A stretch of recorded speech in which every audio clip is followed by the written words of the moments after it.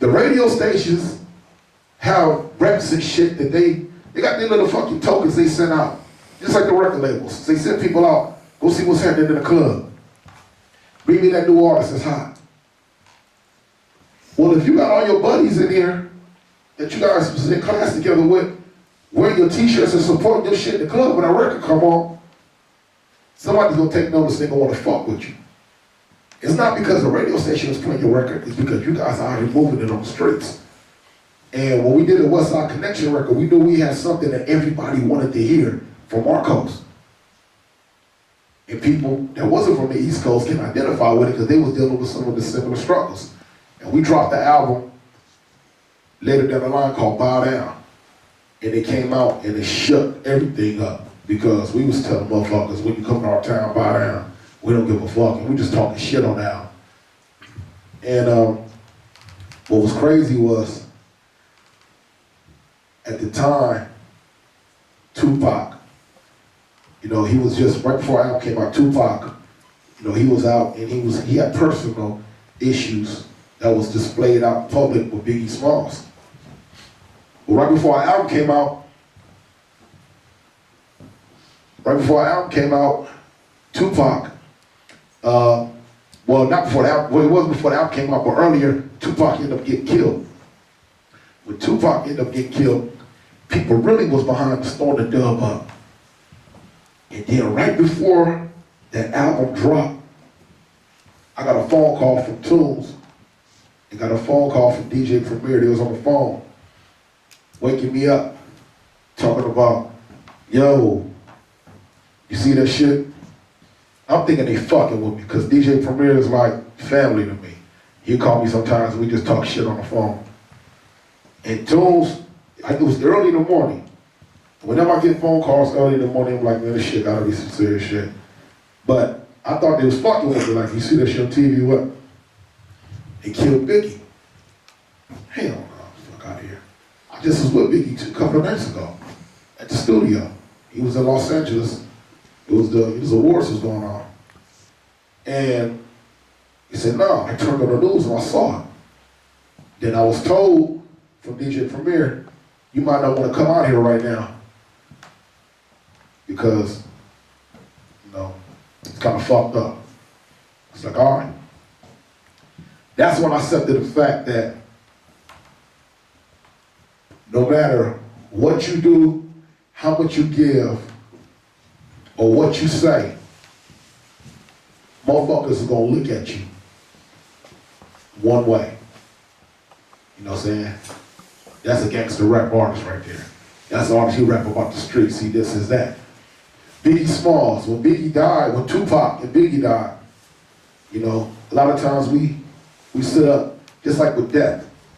We always talk about all the negative shit that was said. You know, he had an album called Ready to Die. He always talked about death and woo-woo. You know, but he talked about positive shit too, though. You know, he talked about positive shit too. You know, it was all a dream. You know, he talked about positive stuff too, but we always focus on the negative. So I said to myself, you know what? I gotta ride this shit all the way out. I gotta go, I gotta stand up. And if I do, for some reason get caught up, and get killed in this shit, or for whatever reason die, I want people to say I stood for something. And it all revolved back to sticking to the script. So we wrote the West Side Connection thing out. We came out, the album was big. We went out to New York. We got a lot of love out there. You know, some people was, you know, some people was kind of bitter, but a lot of the rap artists that I fuck with gave me a lot of love. To this day, it feels good to walk down the street in New York and have people, West Side, what's up, dog? What's going on, blah, blah, blah. So it paid off because I stayed believing in what I believed in. And that was getting out there and achieving my goals and sticking to the script and doing what I wanted to do and not conforming to what somebody else wanted me to do.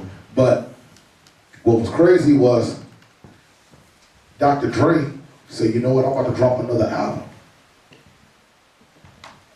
And they came a little bit right after I dropped my album in '98 called The Shadiest One. And when he came out with The Chronic, he said, I'm about to go on tour. and I want y'all to come out with us. So the Up in Smoke tour was presented to the world. We went out, we broke all kind of records and shit of how many, people attended. It was crazy. And he put out a DVD. And I looked up because it was something I told myself I always wanted to do whenever I got out there in front of the world. And I said I was gonna be myself. So it was time for me to shine. When it was my turn on the record. If you listen to all my records on the West Side Connection album, I'm always coming in with a jingle when I'm making a reference to a hardcore hip hop artist such as KRS-One, some shit like that, because I always want to stand out. And when the camera came on me on the first video we dropped called Bow Down, I said, fuck it, I'm gonna do what we do in our neighborhood. I came from a Crip neighborhood, and when we boogie, gangsters don't dance, we boogie, we get our walk on. So I started doing some shit called a Crip walk. The whole world was like, whoa, what the fuck is that? People at home was like, how dare you do that shit?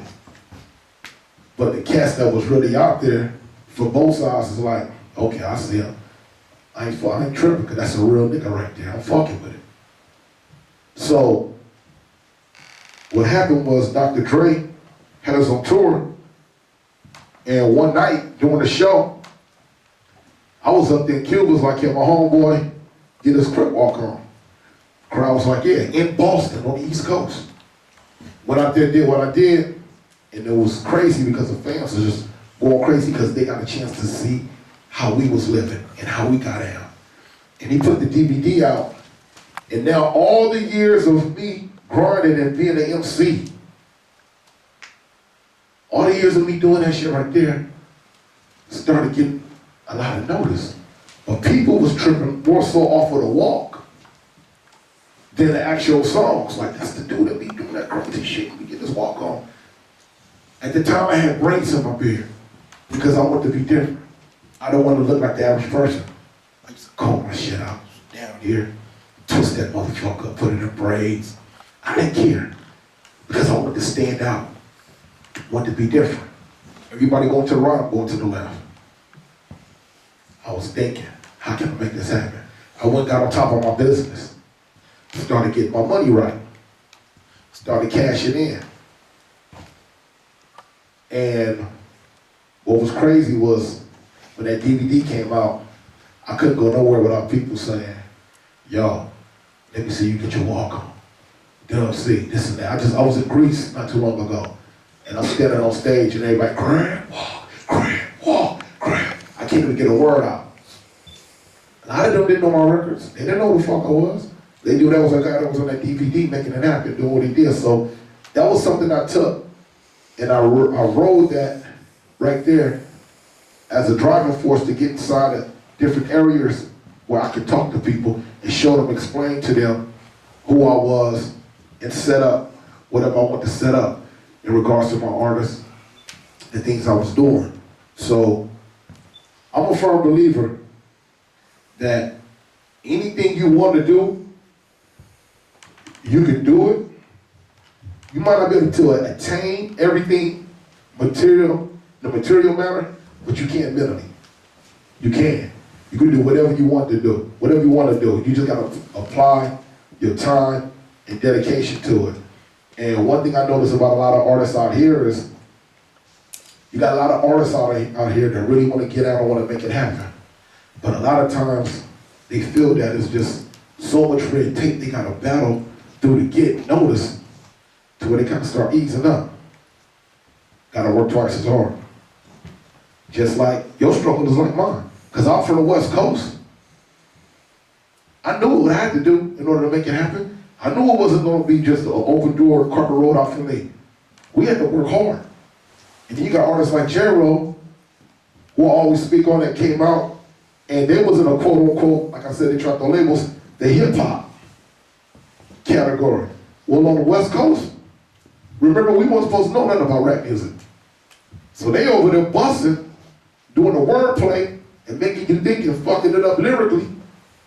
It was only them, the Hieroglyphics, a couple other groups, Far Side. It wasn't a lot of them. There was a lot of people who wanted to be gangster rappers, though. But they had to deal with it too, though. So they had like 2 or 3 strikes against them when they came out as well. Just like artists over here. Because you guys are from over here, it might be hard to get recognized or taken serious, but you guys can do it though. Because you guys got the access to make it happen by jumping on the internet. Working hard, doing what you want to do, saying what you want to say. Studying the people that came out before you and making sure that you can take the good from them but apply it to your own form and create your own. Because back when hip hop was pure in my eyes, it wasn't good to bite. And to this day, when you come out and you mimic people and shit like that, it's gonna be hard for you to get out there and make it happen. I'm not gonna say it can't crack. But it's gonna be hard because right now, it's so much going on to where it's such a fast-paced game that people's like, what's next? What's next? What's next? And if you feed them something that they already had before, I don't want that, I want this. I want this, I want that. So try to be original with whatever you're doing. Try to keep going when it seems like it ain't happening. And never take no for an answer. If you're knocking on the door and the motherfucker ain't opening up, you eventually gonna start kicking. Motherfucker ain't opening up, you eventually gonna start banging. He ain't opening up, me, boom, we in. We in. By any means necessary, we in, we gonna make it happen. It's just when I get in there, what do I have to say? What do I want to, what am I doing? Have your shit ready. Stay ready, you ain't gotta get ready. Stay ready, you ain't gotta get ready. Stay prepared. It's like right now, if I'm looking for an artist, you know, who the hottest MC out here? Spit something. Call yourself an MC, you wanna get on, right? Gotta be able to go. Gotta be ready. Gotta be ready. And to me, that's the difference of an artist than somebody who's being, you know what I'm saying, someone who's an aspiring artist. You all, everybody in here should be thinking in their mind that they're an artist. I'm an artist. I'm this, I'm that, I'm cool. But you're inspiring to be great. Take it to the next level.